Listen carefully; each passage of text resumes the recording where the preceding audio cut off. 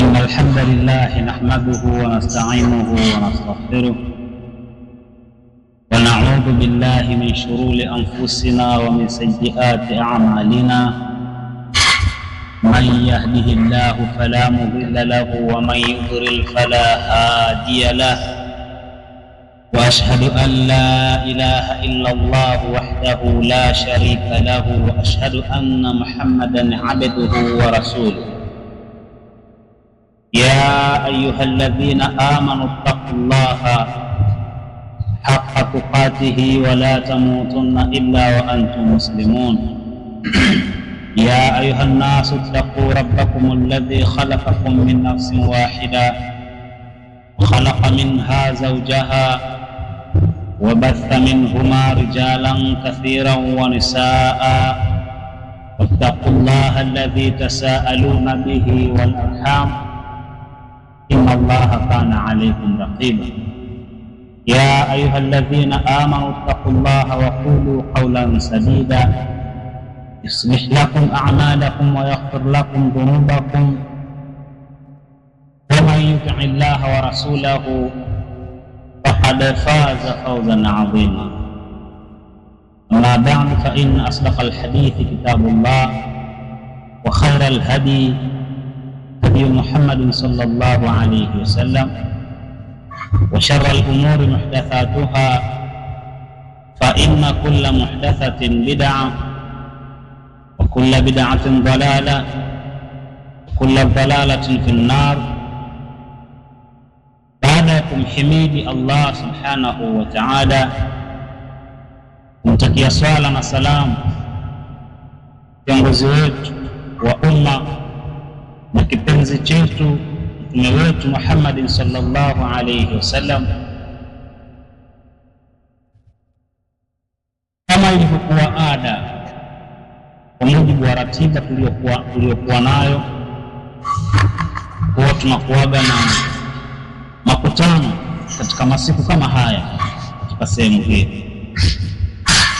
Na siku hii ya leo Allah subhanahu wa ta'ala ametupa taufiki kwa mara nyingine ya kukutana katika vikao vya kheri kwa ajili ya kuzungumza na kunasihiana kuhusiana na dini yetu ya Uislamu. Alhamdulillah,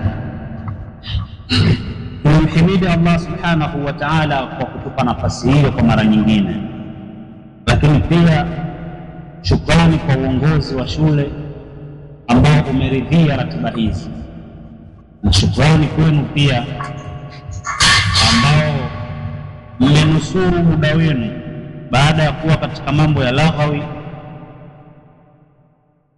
mkaamua kuutenga muda wenu mbora kwa ajili ya kukaa na kusikilizana kuhusiana na mambo ya dini yenu. Siku hii ya leo hatukuja na jambo jipya sana, isipokuwa kwanza ni kufahamiana, lakini pia kuelekezana utaratibu jinsi ambavyo utaendeshwa kwa wale ambao hawafahamu utaratibu, nikiwa na maanisha wale wageni kidato cha 5. Si wapo wale ambao wapo au walikuwepo tangu mwaka uliopita, wanafahamu baadhi ya utaratibu, isipokuwa ikiwa kuna mabadiliko tupo kwa ajili ya kuelekezana utaratibu huo. Jambo la kwanza, sababu tunukta kama 3 tu na hatutochukua muda mwingi insha Allah. Jambo la kwanza ni kueleza au kuwaeleza juu ya kuanza darasa zetu, kwa sababu zilisimama kwa kipindi kuanzia kile kipindi cha karibu na mitihani. Kwa wale ambao walikuwa wanahitimu,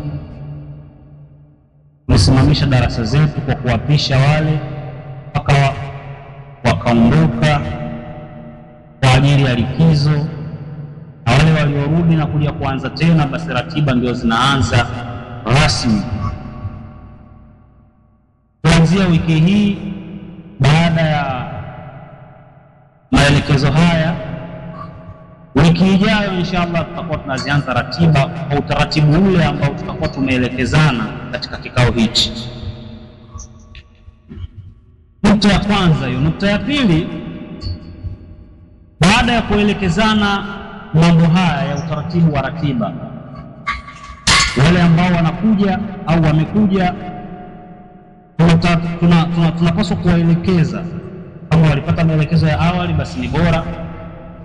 Mimi katika maelekezo haya niweze kujazilizia tu na kuwekea mkazo kwamba hapa shuleni mlipofika, walillahi alhamdu, ni kwamba mmechaguliwa kusoma katika shule ambayo tuna utaratibu pia wa kusoma dini, japo si ratiba rasmi iliyoandaliwa na shule, lakini uongozi wa shule umeridhia jambo hilo. Hiyo ni kheri kwako wewe ambaye umelazimishwa kuifahamu dini yako, na wale ambao watakuwa wanakuja kuhudhuria hivi vikao waelewe ya kwamba wale waalimu wanaofundisha hizi darasa,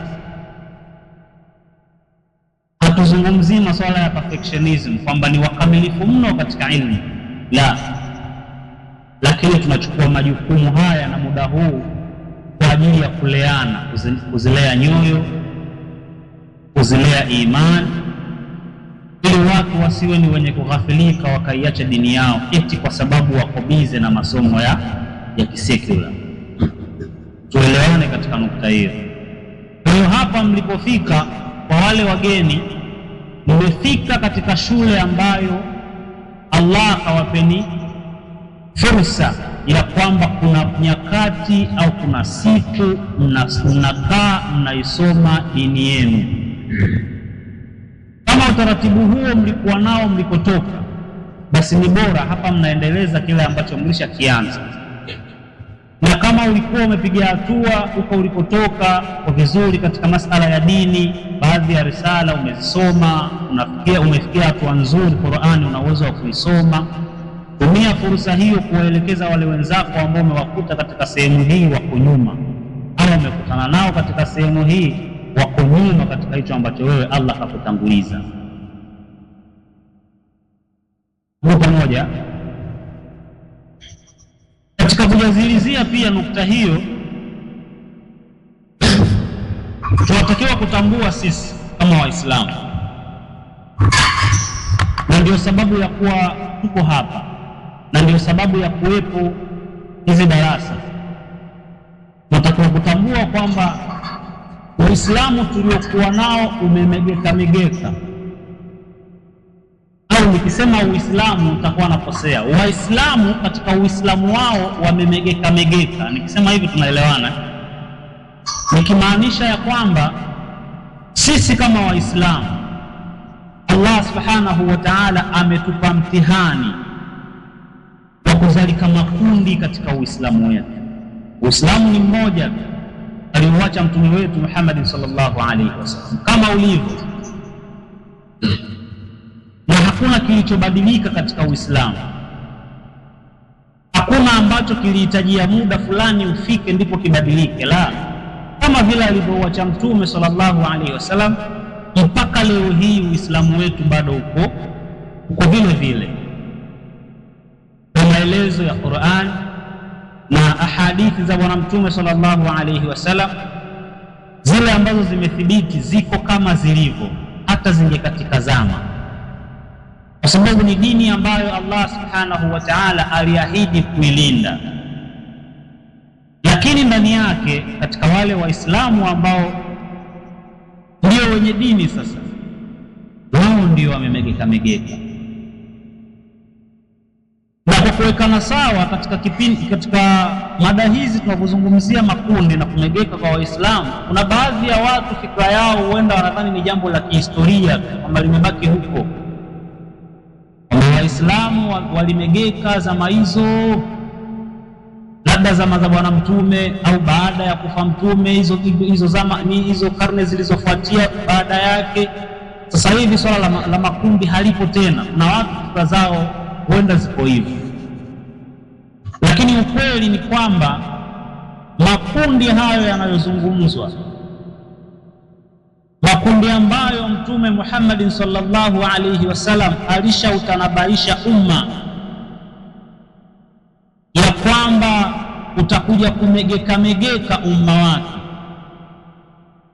kama alivyoeleza katika hadithi maarufu.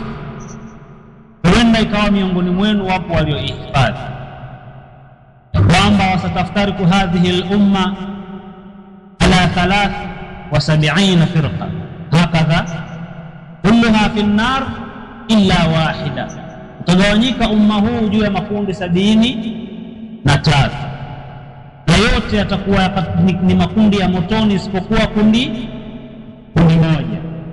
Alipoulizwa Mtume Muhammad sallallahu alayhi wasallam ni kundi lipi hilo ambalo litakuwa limenusurika na moto, akajibu tu kwa ufupi, aljamaa. Au katika riwaya akasema, man kana ala mithli ma ana alayhi alyawm wa ashabi, ni lile ambalo litakuwa juu ya yale ambayo mimi leo niko nayo na masahaba zangu. Sasa hiko ndicho ambacho sisi tunakipigania, kubaki katika ile hali ambayo Mtume sallallahu alayhi wasallam alieleza, kubaki katika yale ambayo Mtume alikuwa nayo na masahaba wake. Sasa tutabakije katika kundi hilo? Tutabakije sisi katika ile nusra ya Allah subhanahu wa ta'ala? Ni tutajinasibisha vipi na lile kundi ambalo Mtume alilisifu kwamba ndio lilonusurika na moto? Tutabakije katika hali ile ambayo alikuwa nayo Mtume na masahaba wake? Kwanza tutambue kwamba kwani Mtume na masahaba wake walikuwa katika hali gani, si ndio? Kwamba hilo kundi lenye kujinasibisha na wao ndio litalonusurika na moto, kwani wao walikuwa katika hali gani? Walikuwa na vitu gani wao ambavyo hivyo ukiwa navyo unanusurika katika makundi yale ya kuingia katika moto? Jambo la kwanza. Sawa. Jambo la pili, tutayajuaje hayo ambayo wao walikuwa nayo? Tunatakiwa kuyajua kwanza. Tutayajuaje ili tujinasibishe nayo, si ndio? Tutayajua hayo kupitia ilmu, kupitia kusoma, na ndio sababu ya kuwekwa hivi vikao kwamba tukae hata kwa hizi elimu chache tulizokuwa nazo, tuzungumze na ndugu zetu kwa ajili ya kuzilea imani zetu na nafsi, kwamba wasiwe ni wenye kughafilika wakawabize mno kwenye kutafuta elimu ya mishahara, alafu elimu itamweka sawa mwanadamu namna ya kukutana na Mola wake akaisahau. Naelewana? Kwa sababu kuna elimu ambayo mtu hafeli akijilazimisha kuwa nayo, elimu ya dini feli ikiwa utaitafuta kwa ikhlas, kwamba wewe umeamua kabisa kuishi kwa kumwabudu Allah subhanahu wa ta'ala. Utamwabudu vipi? Lazima usome kuzijua zile ibada. Ukisoma ukazijua ibada, wajibashirie kufaulu. Hafeli mtu ambaye anasoma dini ya Allah kwa ikhlas. Lakini hizo dini hizo elimu nyingine kuna uwezekano wa kufeli. Na unaposema uwezekano wa kufeli, asikia akasema mtu kwamba mimi sifeli kwa sababu ya A performance yake iko vizuri. La, wewe maliza hapo, nenda mtandao utajua kwamba kumbe kufeli kule ndio umesoma. Alafu serikali ili kwa ajili wanakuita Dar es Salaam kwenye interview. Yaani umesoma uende ukahudhuria interview, alafu bado kwenye interview kule kuna mchujo, mtumia nauli, mtumia gharama, akwambia umekosa, umefeli hiyo interview. Umesoma lakini rudi nyumbani, baba au mama anakuambia toto tukalime. Angalia ni kalime na degree, haiwezekani. Unazidi kutoofu, siku zinavyoenda unazidi kutoofu. Hivyo unakuwa tena huna akili, kwa sababu akili yako ilibezi sana kwenye ajira, unakuwa huna akili. Maneno magumu lakini ndio ukweli. Unabaki huna akili kwa sababu wewe ulitegemea kwamba elimu yangu mimi nitaajiriwa na huko ajira ni mniishu. Kwani wewe una baba waziri? Na ambaye ana baba yake waziri? Wabunge Basi angalau hata wakuu wa wilaya hamna. Mmepataje hiyo ajira? Kwa credit za A? Hapana, ipengeni upya. Kwa hiyo sisi tupo hapa kwa ajili ya kukumbushana kuhusiana na dini. Simaanisha mtu apata ajira kabisa, msinifikirie hiyo. Wale ambao Allah atawafikisha kuajiriwa ataajiriwa, na wengine mtaenda kujiajiri, lakini makusudio ni kuzinduana kwamba wakati mnatafuta hizo ajira kuna aliyewaombeni, naye pia anahitajia mjitume kumtumikia yeye kwa yale malengo ya kuumbwa kwenu. Kama ambavyo mko hapa kujipinda, mko bize kutumikia maisha yenu, kwamba msiende kudhalilika katika maisha yenu, nanyi muwe na vitu, maisha yawe mazuri, muwe na vipando, na familia zenu, na sehemu nzuri ya kuishi. Sasa wakati mnapigania hizo hali za kidunia, pia msisahau kuipigania akhira. Yeye aliyekuumbeni naye anataka muishi katika utaratibu aliyokuumbieni. Kumbuke malengo ya kuumbwa kwenu. Sasa wakati mnakumbuka malengo ya kuumbwa kwenu na mnazitekeleza zile ibada za aliyewaumbeni, kuna namna ambayo ukizitekeleza hizo ibada hata ukawa na juhudi unafeli. Yale utambulike. Hata ukajikutaniwa kukesha sana, kwamba una ibada nyingi, kuna mambo ambayo usipoyachunga unafeli, na kuna mambo ambayo ukiyachunga basi unafaulu kwa yale ambayo unayafanya. Unayajua? Kama hatuyajui tutayajuaje? Tumeelewana? Kwa hiyo sisi vikao vyetu, makusudio yetu ni hayo ya kuzinduana juu ya kumwabudu Allah subhanahu wa ta'ala, na kuelekezana utaratibu namna gani ya kumwabudu Allah subhanahu wa ta'ala. Moja moja, tukirudi kwenye ishu ya makundi, kama nilivyotangulia kusema kwamba kuna baadhi ya watu wanaamini kwamba makundi ni jambo la kihistoria tu, kwamba tunapozungumzia makundi yalikuwepo kipindi hicho, sasa hivi basi tunaishi tu, Uislamu uko katika hali ya sawa. Au tuwe na msimamo baadhi ya watu kwamba wanasema kila mmoja abaki alipo, aamini anachoamini, aitakidie kila anachoitakidia, lakini maadamu amekuwa Muislamu anasimama kuswali kwa ajili ya Allah, basi aache. Sisi hatuishi katika utaratibu huo, na wala utaratibu huo haupo katika dini, na wala haupo katika mambo ya kidunia. Kama ungekuwepo katika mambo ya kidunia, kwa nini mwanafunzi akifeli anapigwa viboko au anapewa adhabu? Na kwa nini kuna utaratibu wa kuwekwa wastani kwamba mwanafunzi anatakiwa apambane afikie hatua hii ndipo aonekane amefaulu? Kwa sababu anachungwa asiwe mzembe, si ndio? Kadhalika katika dini mambo hayo ndiyo yalivyo. Hajaachwa tu mtu kwa sababu ameshakuwa Muislamu basi aabudu vile anavyotaka, afanye anavyotaka, ajiunge na kundi analotaka, maadamu hilo kundi linajinasibisha na Uislamu basi inatosha. Haiko hivyo. Kuna utaratibu Allah kauweka, umefafanuliwa na mtume wake, maswahaba wakaulingania, na wale waliofuatia baada yao mpaka kufikia leo hii. Sisi tuko hapa tunausoma Uislamu kwa juhudi zao. Ule utaratibu ambao mtume aliuacha sallallahu alayhi wasallam, uliopambaniwa na maswahaba mpaka sisi leo tumeukuta, akijitoa mtu kwenye utaratibu ule, ndio tunasema huyo mtu amefanyaje? Amezusha au amejitengenezea kundi. Sasa sisi juhudi zetu tunatakiwa kuyatambua yale makundi ambayo yanaenda kinyume na utaratibu wa Bwana Mtume sallallahu alayhi wasallam. Ukishayajua, uangalie namna ya kuepukana nayo, na ukague au utambue ni kundi lipi lililo sahihi la kujinasibisha nalo.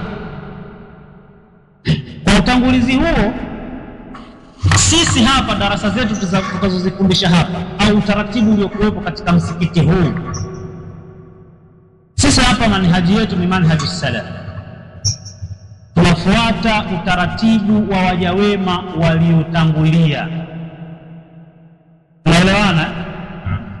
tunafuata utaratibu wa maswahaba na wale waliowafuatia wao kwa wema, na sisi tunawafuata wao kwa wema.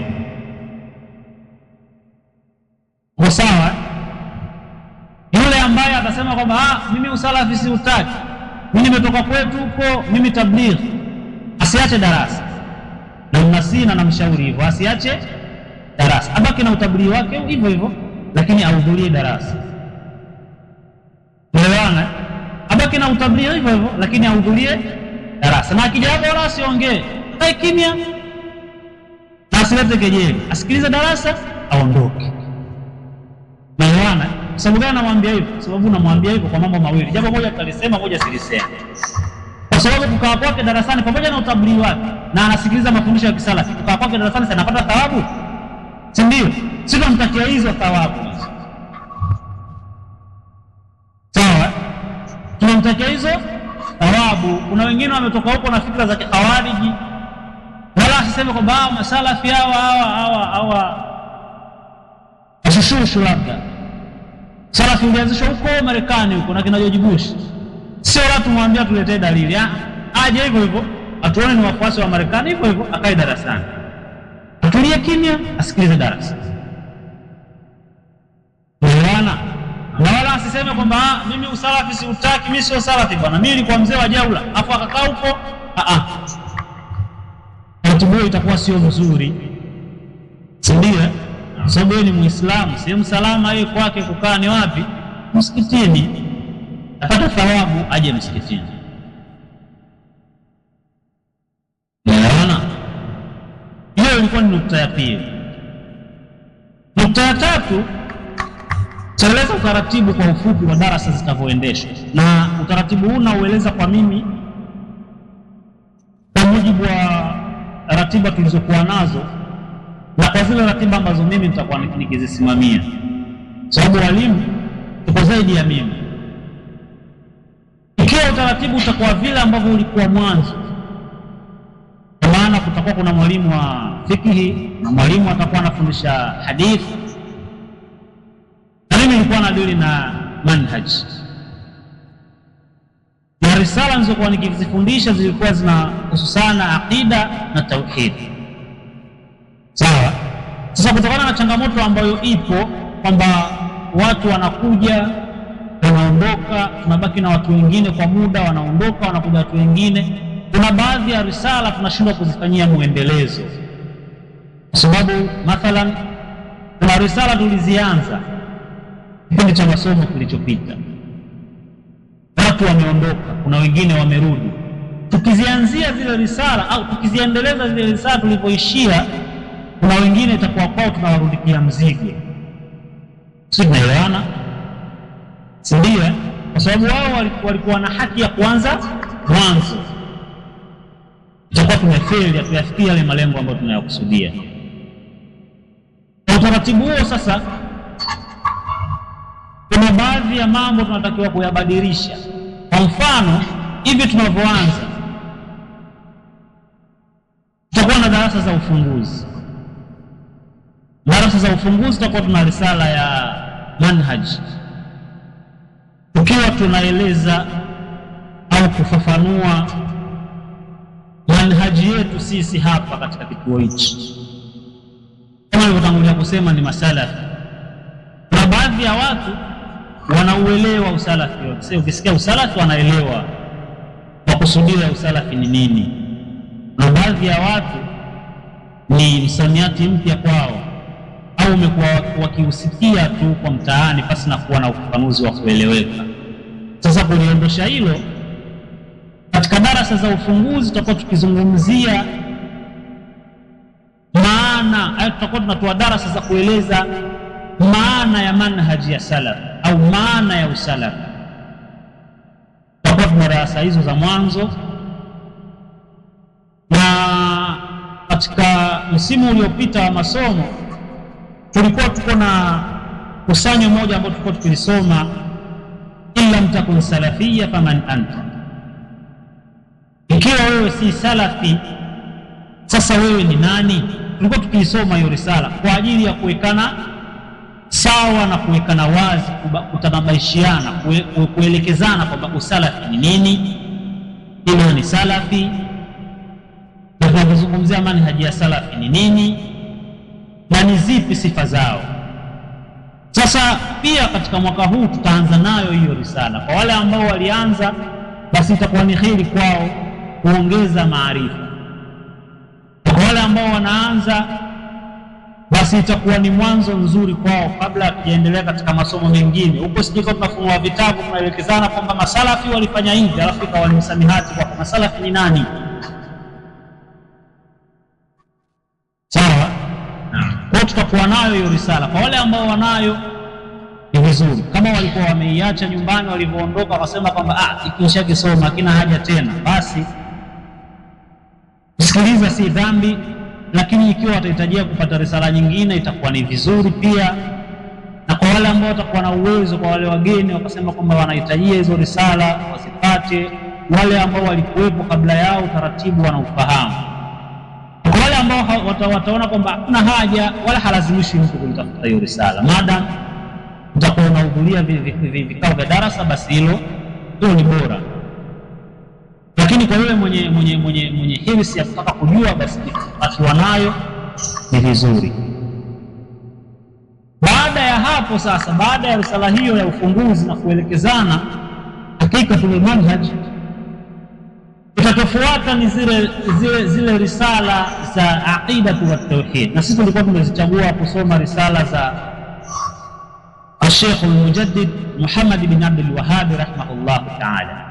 Tutaangalia ni ipi tutaisoma kwa mujibu wa nafasi tulizokuwa nazo.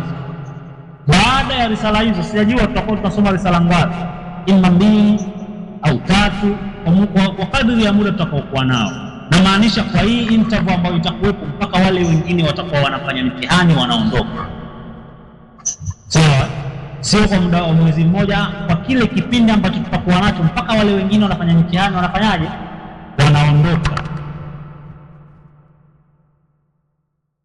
Amla basi utapanga utaratibu mwingine kwamba hao wakiondoka kuna wengine wanabaki, na wao watakuwa wana risala gani ya kusoma.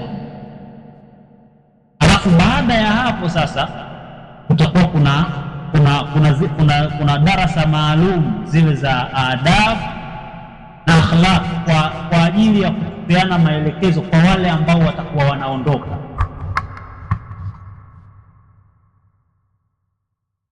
Si niko sawa na nimeeleweka? Utaratibu kama itakuwa nyinyi mna fikra nyingine na mawazo mengine na ushauri, nimesema kuna wengine hapo huenda wametoka katika sehemu ambazo walikuwa wana utaratibu wa kusoma, ukaona utaratibu huu tunaoweka ni hautakuwa na manufaa, mlango uko wazi. Sawa?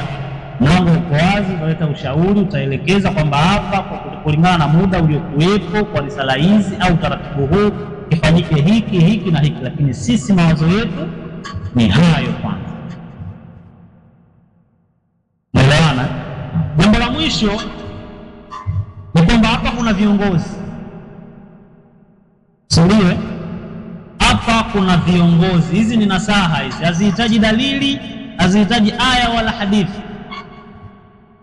Inamaanisha hakuna ulazima wa kuweka aya wala hadithi, tunapeana utaratibu. Hapa kuna viongozi.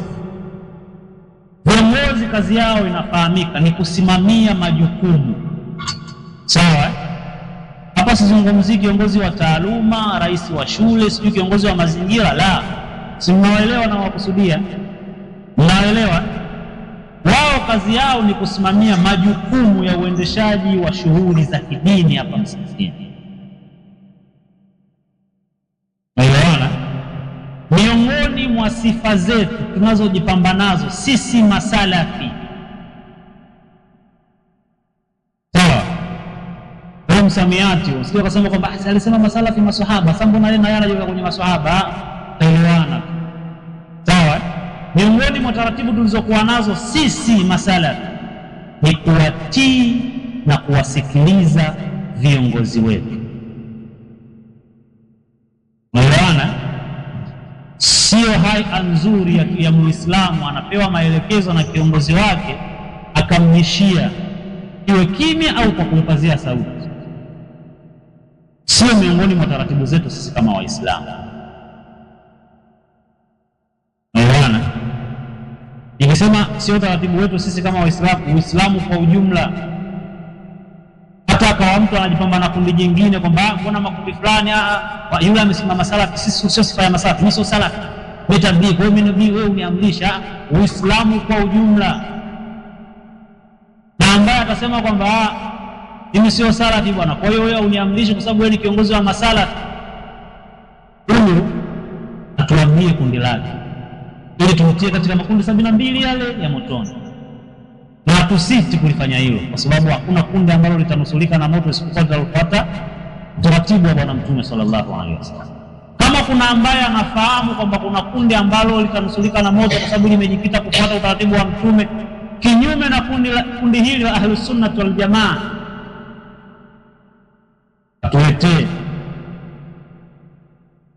Na sasa tuletea tu mara moja tukawaambia sawa, shukrani, tunashukuru. Utaratibu wa dini huko hivyo, tuletee kwa hoja na adila za kueleweka kwamba kundi hili, kama huna hilo kundi, kaa kimya, soma. Huo ndio ushauri ambao mimi nakupeni. Kama huna hilo kundi ambao unajua kabisa kwamba nazungumzia sana, mazungumzo hayo ilikuwa sitaki sana kudipu kwenye makundi, lakini nazungumzia sana kuhusiana na makundi sababu ndio uhalisia uliokuwepo. Unaelewana? Ndio uhalisia uliokuwepo. Ni wageni mtaona hapa, kuna jamaa wanakujaga hapa Alimali Ansari Sunna, wakija hapa hao mazungumzo yao ni masalafi. Salafi huo, salafi huo, wa Marekani wale. Sasa nazungumza sana haya makundi kwa sababu ndio uhalisia uliokuwepo. Akija muwajue. Nisikusudia kuzungumza kirefu sana katika kikao hichi, ila makusudi yangu nadhani nimeshatekeleza, kuelekeza utaratibu kwamba bado unaendelea, darasa zinaendelea, utaratibu wa kimasomo upo kama hivyo ambavyo tumeelekezana. Wiki ijayo nazungumzia kwa ratiba zetu sisi tuliokuja katika siku hii ya leo, sawa? Wiki ijayo tutaanza rasmi. Kwa hiyo kama kuna ambao watakuwa na dhamira ya kutafuta hizo risala zilizotajwa, basi wafanye hivyo. Au la, anaweza akawa mtu ana daftari lake na peni, ikiwa hilo kwake pia litakuwa ni gumu, atakuja tu akasikiliza kidogo, amesinzia kidogo, amezinduka kidogo, amesinzia, akitoka bure. Maana lakini kikubwa ni kwamba uwepo hapa aliyakuwa ukijua kwamba hapa mimi napata chango cha kisekula, lakini pia Allah akaleta taufiki ya kukaa katika vikao vya elimu ya dini, uhudhurie upate hicho ambacho nazungumza katika elimu ya dini.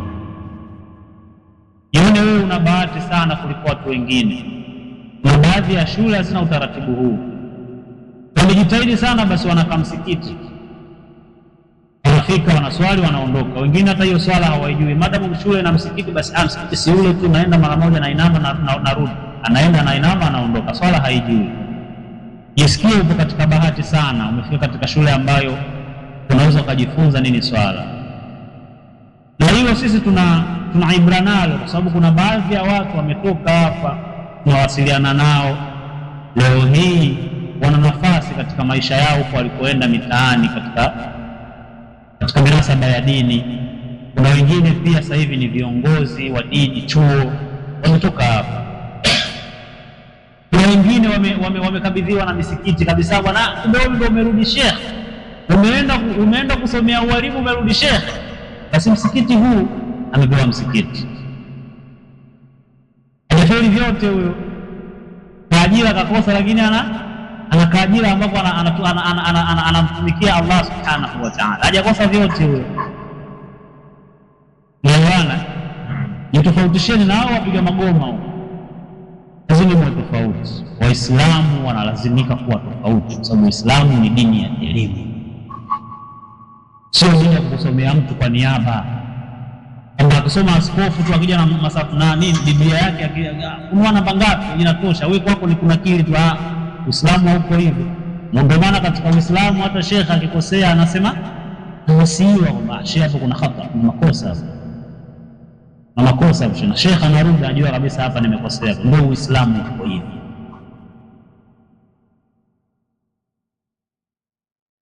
Mimi nimemaliza. Kama kuna ambaye ana lolote la kuzungumza au la kunasihiana na kushauriana kabla sijafunga mazungumzo na kuondoka, au kuna ambapo sijaeleweka,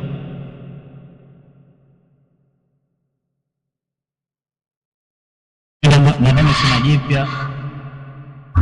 Nilikuwa na hayo machache tu, na Allah kaniwafikisha kuyafikisha, kilichobaki ni kuyatendea kazi. Subhanakallahumma